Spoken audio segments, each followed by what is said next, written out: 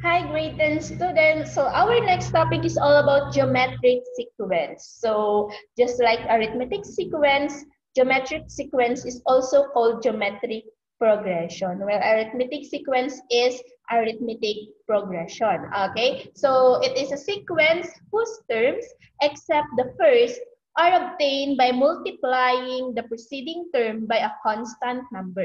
And this constant number is what we call common ratio, which have a symbol of R. So common ratio po ay may formula na a sub 2 over a sub 1. And our general formula for geometric sequence is a sub n is equal to a sub 1 times the ratio raised to the number of terms minus 1, where a sub n is the last term, a sub 1 is the first term, and R is common ratio, and N is the number of term. Okay, so para mas madali nating malaman kung ano nga bang ibig sabihin ng geometric sequence, we will have a following example. Okay, so what is the ratio of the geometric sequence 5, 15, 45, and 135?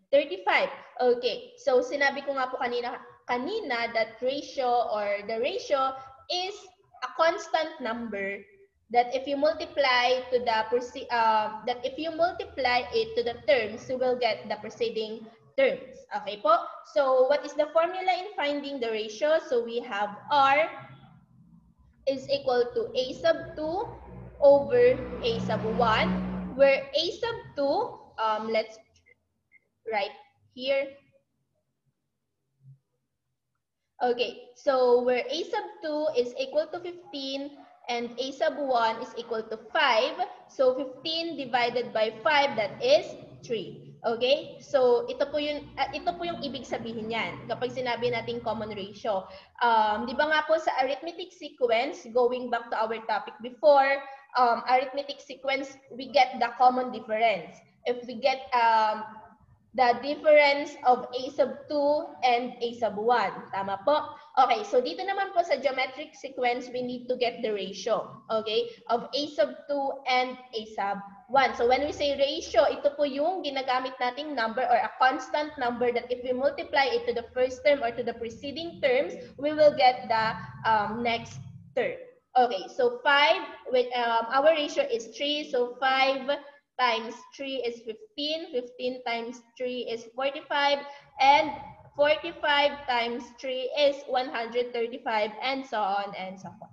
Okay, so ganun lang po ang pagkuha ng ating common ratio sa isang geometric sequence. Okay, kapag po given naman po ang ating geometric sequence. Okay po, so now let's proceed to another example po. So here, number 2, write the first 5 terms of a geometric sequence if the first term is 5 and the common ratio is 3. Okay, so parang pareho lang sila kanina ng given sa number 1. Tama po ba? Okay, so palitan po natin. Select object. Okay, palitan natin si 3 as 2. Okay, mas mababa. Common ratio is 2. Okay po? Okay, so now let's proceed. Bago po natin kuhanin yung first 5 terms of this geometric sequence po, i-write po muna natin. So ang ating first term is 5. Okay, write the first 5 terms. So 1, 2, 3, 4, and 5. Kapag isusulat po natin siya as a term, a sub 1, a sub 2, a sub 3, a sub 4, and a sub 5. Okay, so ngayon, dahil given naman na po ang ating common ratio, pwede na lang po natin siyang ipag-multiply. Okay, ma'am, paano po? So 5 times 2, it will give us 10. Tama po? 10 times 2 is 20. 20 times 2 is 40. 40 times 2 is 80. Okay, so class, what if we use the general rule a sub n is equal to a sub 1 times the ratio or the common ratio raised to the number of terms minus 1. Okay, so let us find out nga po kung ang lalabas po sa a sub 5, ito ang kukuhanin natin na a sub 5 is 80. Okay, tignan po natin kung ang lalabas po sa ating formula is 80. Okay, so ang hinahanap po natin is a sub 5 po ha. The value of a sub 5 is missing. Okay, yan po yung hahanapin natin. Okay, so the value of a sub 1 is 5. Our ratio is 2. And our n, how many terms do we have? We have 5 terms because 1, 2, 3, 4, 5. Okay, so let's substitute all the value to our formula. So a sub n, that is 5. Okay, so that is a sub 5 is equal to a sub 1, that is 5, times to the ratio, that is 2. Okay, ma'am, bakit ka po naglagay ng parenthesis? Because our ratio, meron po siyang exponent. Then, our n is 5 minus 1. Okay, so a sub 5 is equal to 5 times 2. 5 minus 1 is 4. Okay, so our a sub 5 is equal to 5. 2 raised to 4 or 2 to the power of 4 is 2 times 2 times 2 times 2. Ganyan po siya ha, hindi siya 2 times 4. Okay, 2 times 2 is 4. 4 times 2 is 8. And 8 times 2 is 16. Tama po? Okay, so times 16. Then let's multiply. A sub 5 is equal to 16 times 5 is 6 times 5 is 30. Carry 3. 5 times 1 is 5. 5 plus 3 is 8.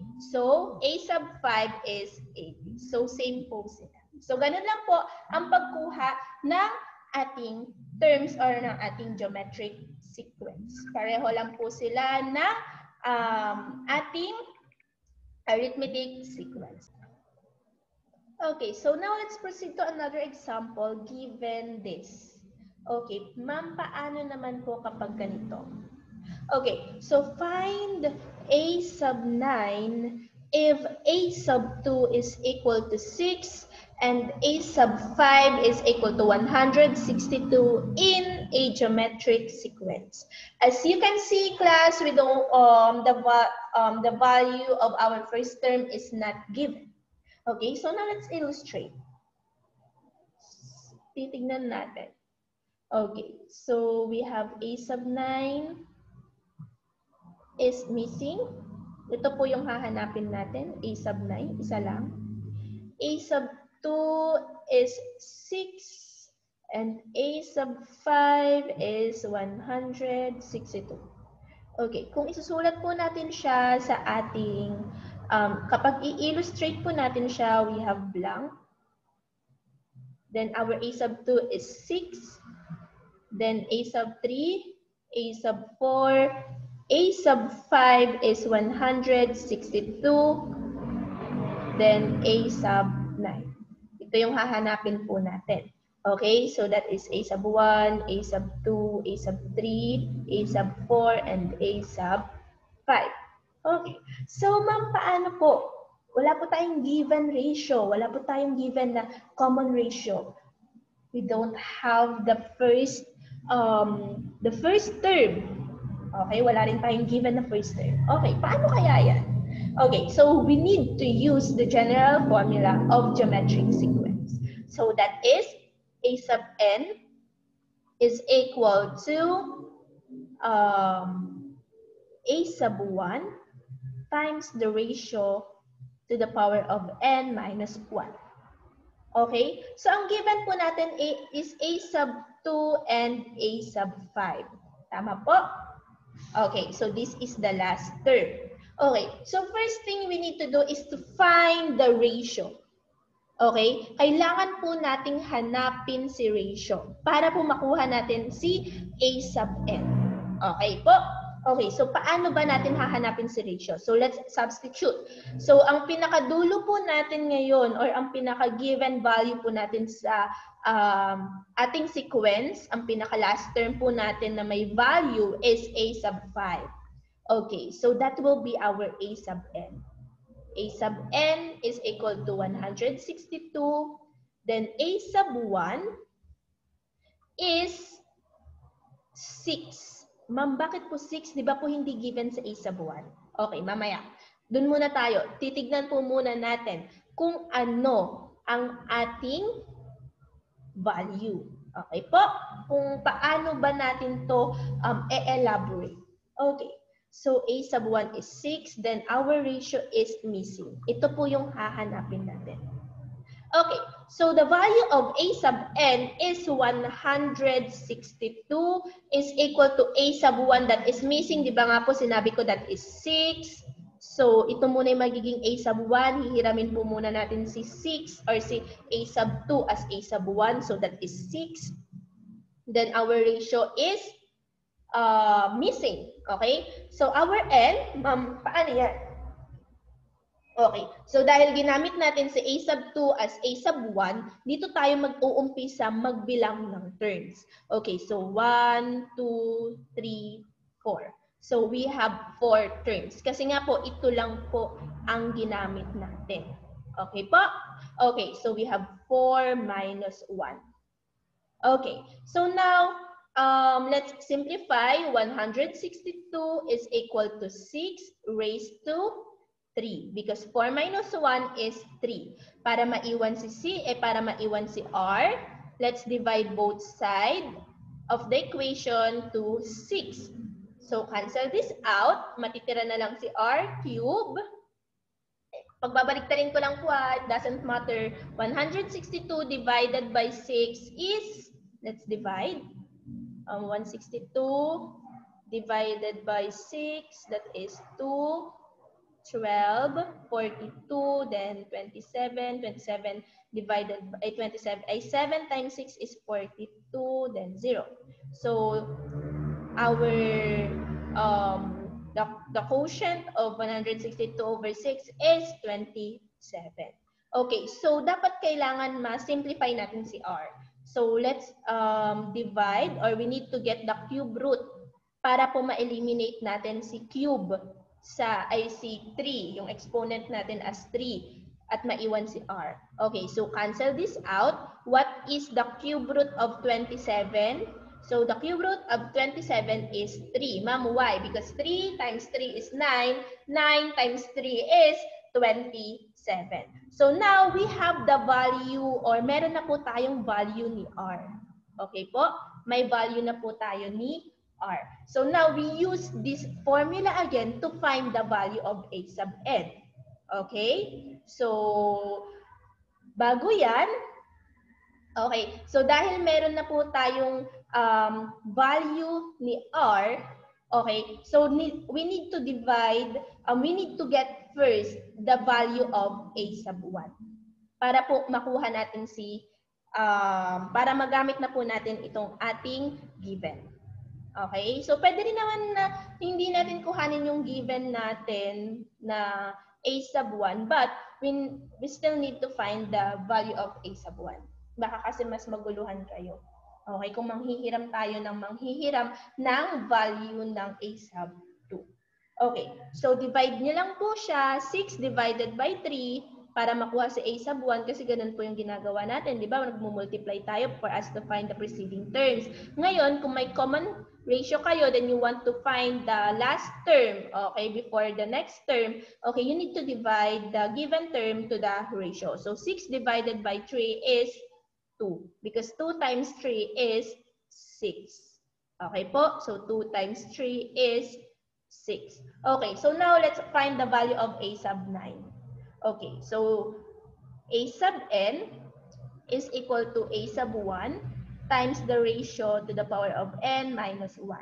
Okay, so our a sub n now is a sub 9, kasi ito na po yung hahanapin natin. Okay po? So, our a sub 1 is 2. Then, our ratio is 3.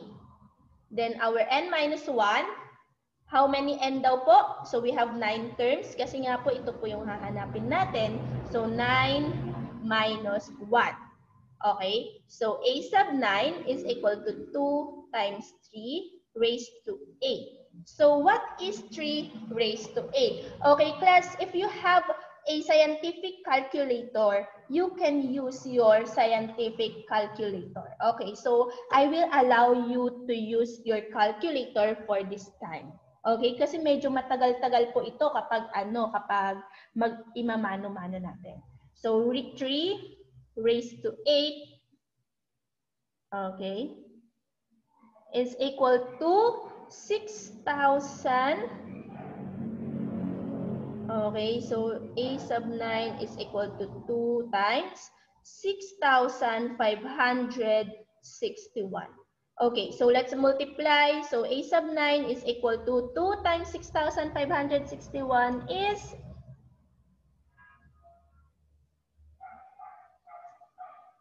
6,561 times 2 is 13,122. Kaya po gusto ko gumamit kayo ng scientific calculator para po hindi kayo nahihirapan na mag-solve sa ating geometric sequence. I will allow you to use calculator, scientific calculator po. Kasi po doon, meron na po siyang exponent. At the same time, you can also, mas madali na po kayong mag-solve ng fraction. You can download it sa App Store po, scientific calculator. Kayo na pong bahala kung ano pong brand ng calculator ang gusto nyo pong i-download. So that's it. May isa pa ba tayong example? Meron pa ba? So wala na. I hope class, sana po marami kayong natutunan sa ating discussion ngayon. Again, so when we say geometric sequence, meron po siyang common ratio. That's all. Okay? So that's all for today, grade 10. Goodbye and God bless. See you again sa susunod pa po nating mga video. God bless po. God bless.